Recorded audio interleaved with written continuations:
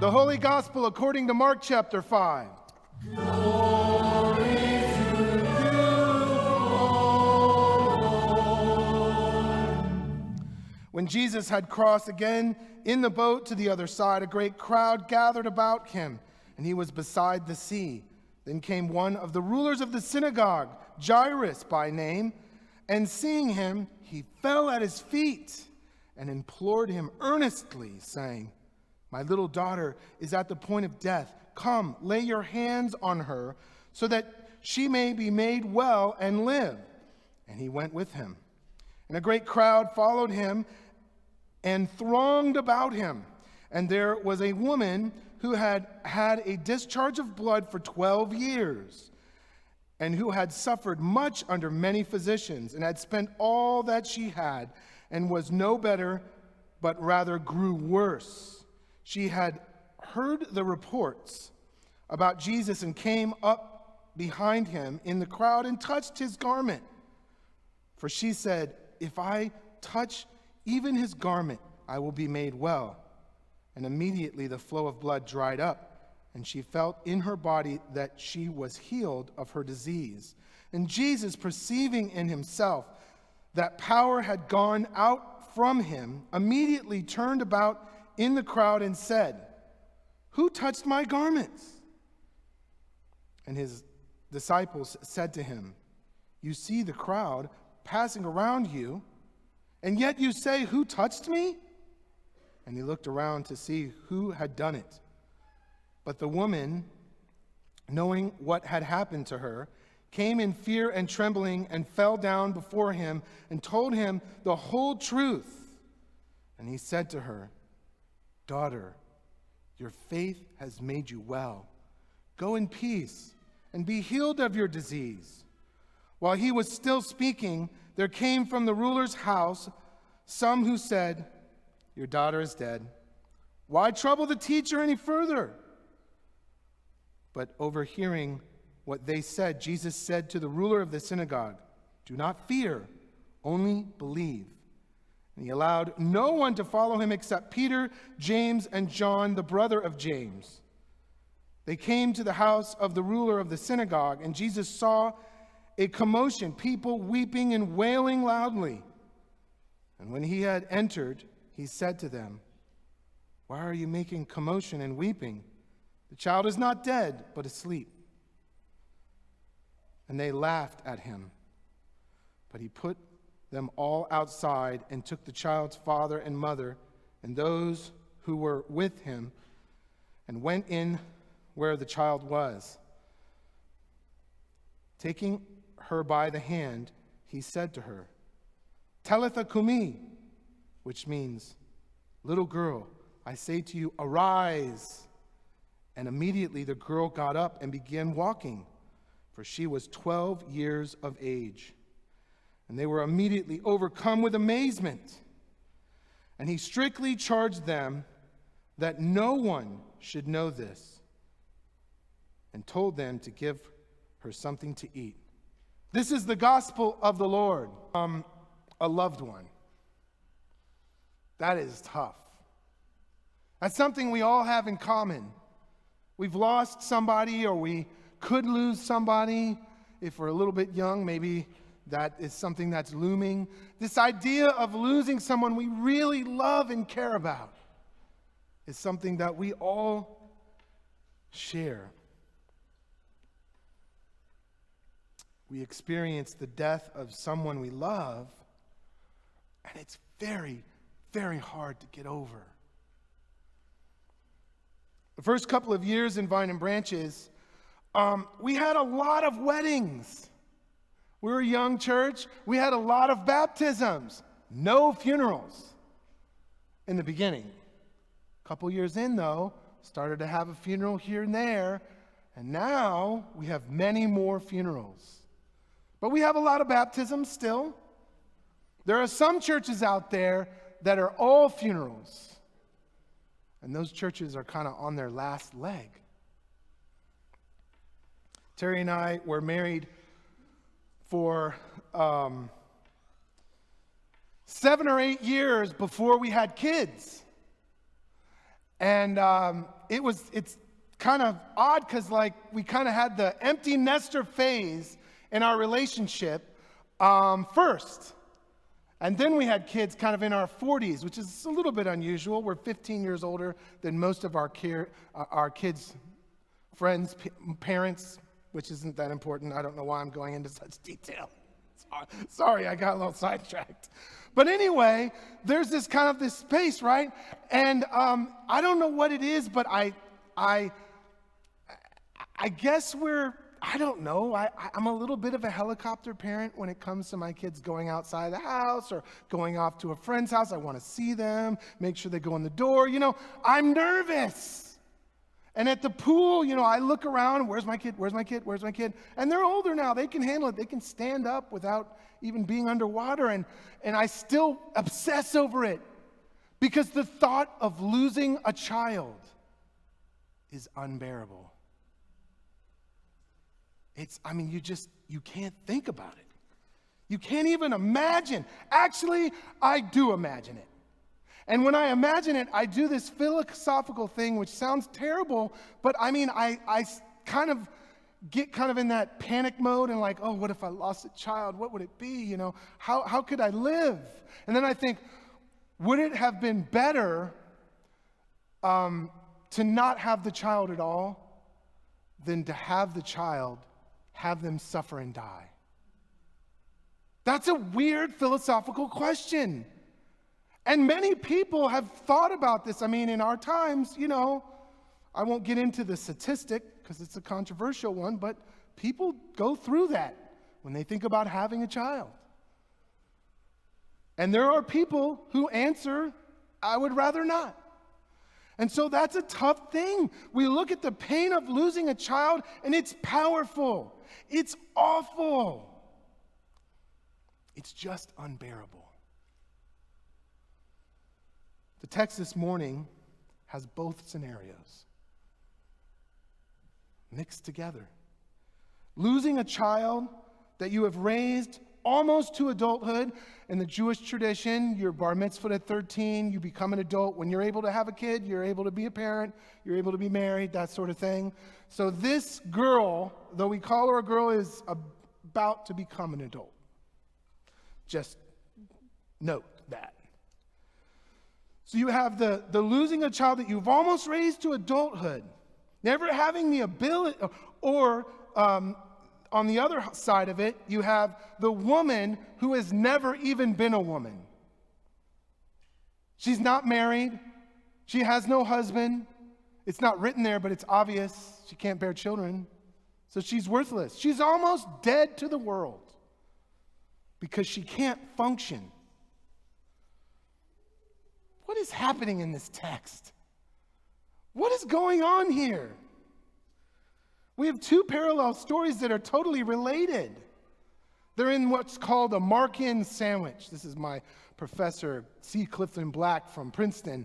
He would say, Mark often does that. He'll start a story off, and then he'll sandwich a story in, and then he'll conclude with the first story in the beginning.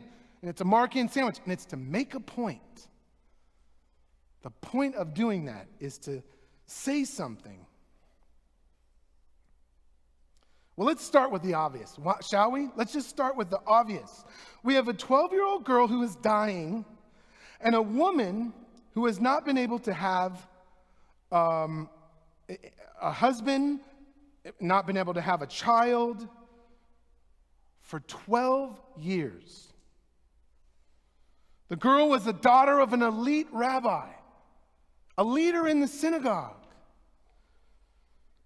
where the woman was bleeding and was a person nobody cared about. Nobody cared about this woman. They were like, we're going to sit and talk with this woman? What? After Jesus left the woman, we don't hear from her ever again? Nobody cared about this woman. She was unclean and alone. And you could say she was dead to the world. This is the weirdest story. It's so strange.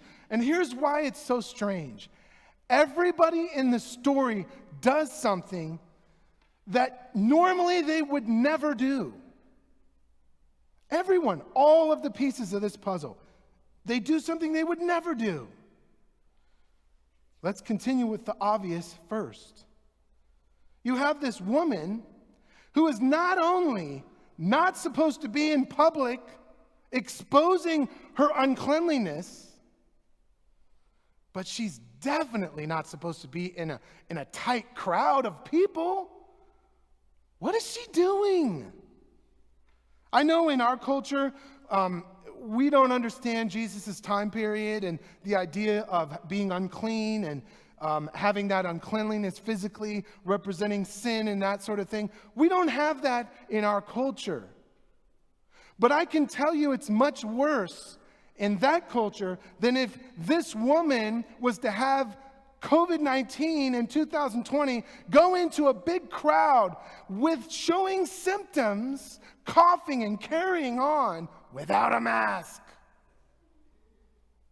It's that bad.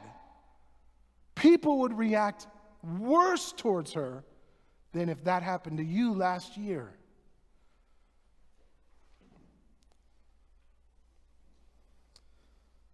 That was not supposed to happen. Then you have this really weird thing in the passage. What about the elite rabbi Jairus? What about him? Not only a rabbi, but a leader of rabbis in the synagogue. He's not supposed to be asking Jesus for help. Are you kidding me? They are plotting to kill Jesus. They want to get rid of him.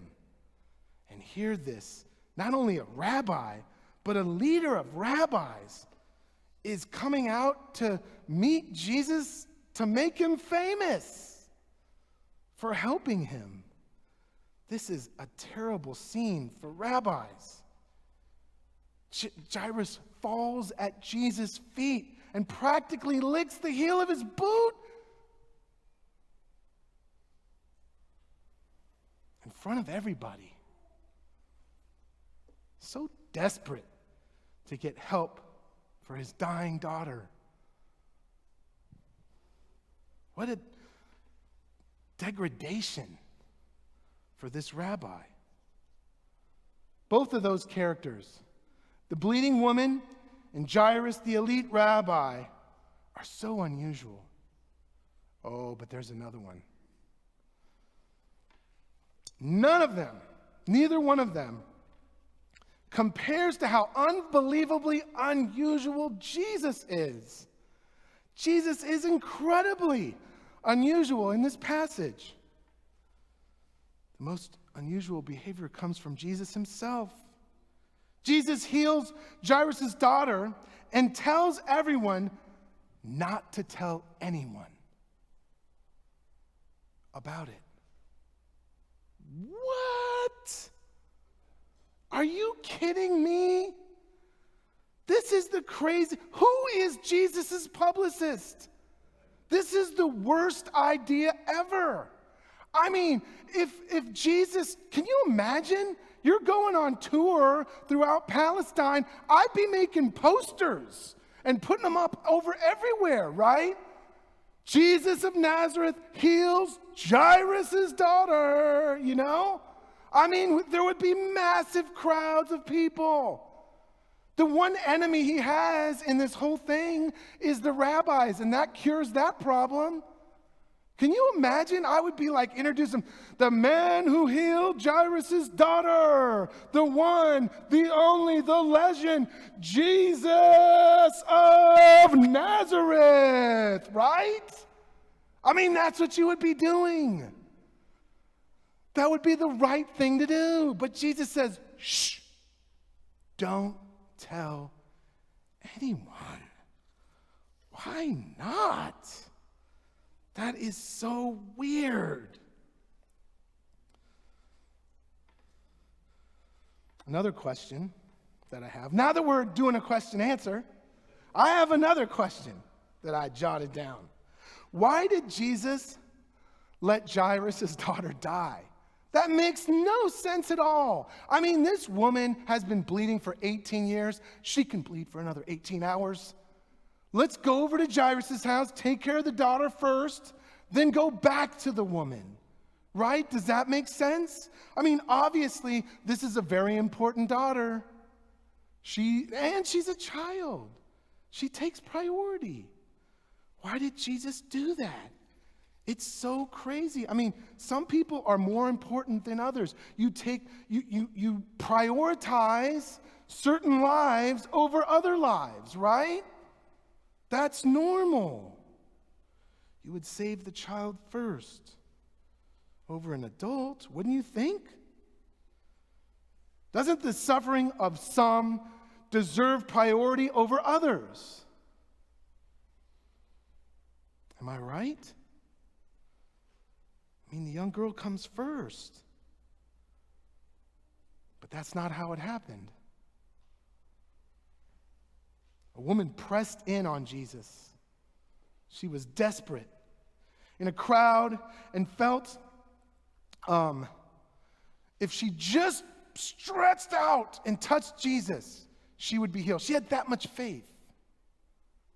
And Jesus felt power go out of him. And he asks his disciples, "Who touched me?" And the disciples are looking around going, "Who touched you? Who touched you? Look at all these people. Everybody's touched you. Do you need to go back in the boat and take a nap like you were before? I mean, what are you thinking? Who touched you?" No, he says, "No. Who touched me?" And then he found out who it is. And in one of the other Gospels, it talks about it. He sat and heard her whole story. The poor woman hadn't talked to anyone. And he heard her story and heard her story. This beautiful, beautiful soul that had been hurting for so long. And Jesus gave her all of this time and love and attention at the expense of Jairus' daughter. Are you seeing this? This is something else. Finally, he comes to Jairus' house, right? And it's too late. The people walk up and they say, "Oh, yeah, you're too late. It's over. She's gone." Now, at that moment, if you're walking with Jesus as one of his disciples, what are you thinking? "Oh, blew it. Hung out with that woman for so long. Wasted all that time."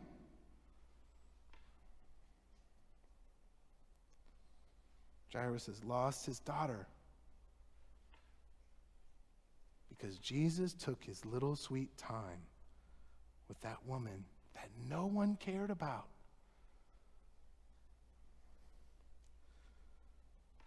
Before she was raised out of the tragic circumstances, that's what everyone was thinking. The suffering of some takes priority over others. Some people are more important. The salvation of some is more deserving than others. But Jesus puts an end to all of that when he commands everyone to keep silent.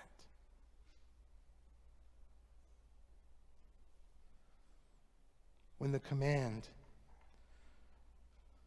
to not tell anyone is given, he makes both healings equal. He makes both people equal.